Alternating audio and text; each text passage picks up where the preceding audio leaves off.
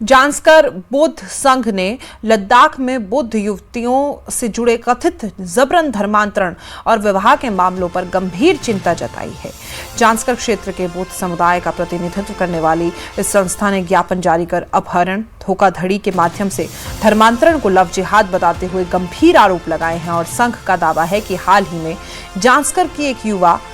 बौद्ध महिला लापता हुई है। जांस्कर बौद्ध संघ ने कहा कि ये कोई अकेली घटना नहीं है,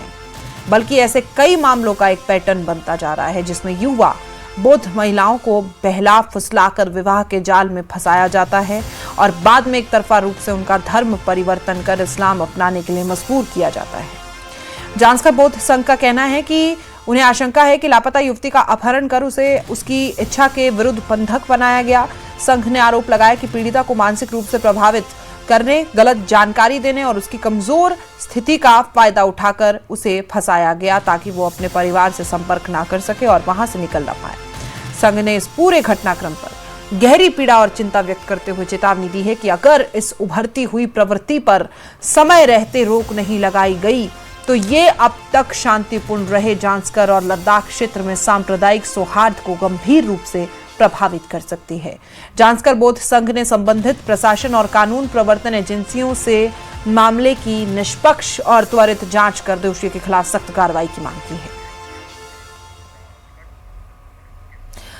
लेह में एक प्रेस कॉन्फ्रेंस को संबोधित करते हुए एलबीए के उपाध्यक्ष तेंजिन मोटूप ने लद्दाख क्षेत्र में सांप्रदायिक सद्भाव बनाए रखने के लिए लद्दाख केंद्र शासित प्रदेश में धर्मांतरण विरोधी कानून की मांग की। यहां यह बताना जरूरी है कि जांस्कर निवासी लड़की के पिता ने जांस्कर के एसएचओ को एक पत्र लिखकर अज्ञात व्यक्ति के खिलाफ एफआईआर दर्ज करने की मांग की है, जिसमें आरोप लगाया गया कि 12 जनवरी को उनकी बेटी को झूठे वादे करके अगवा कर लिया गया था। बता दें कि लद्दाख बुद्धिस्ट एसोसिएशन लद्दाख क्षेत्र में धर्मांतरण विरोधी कानून की मांग कर रहा है। एलबीए के अध्यक्ष शेरिंग दोरचे ने केंद्रीय गृह मंत्री अमित शाह को लिखे एक पत्र में मांग की है कि लद्दाख में धर्मांतरण विरोधी कानून लागू होने से व्यक्तियों को जबरदस्ती और अनुचित प्रभाव, धोखाधड़ी वाले गलत बयानी, धार्मिक गतिविधि के रूप में आर्थिक शोषण से बचाया जा सकेगा और ये सांप्रदायिक तनाव को रोकने में भी मदद करेगा।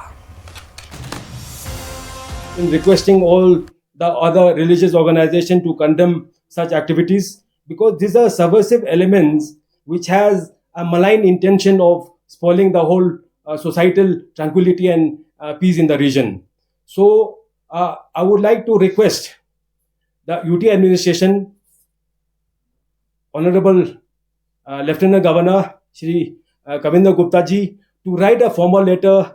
from his side to the Home Minister Amit Shah ji and also to the President of India. As we are informed, throughout the country there are about 11 states which have passed anti-conversion laws into their respective state assemblies, and therefore Ladakh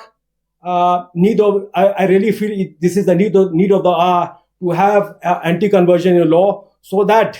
the societal harmony retain in Ladakh. So it is a must. It is also the integration of Ladakh and also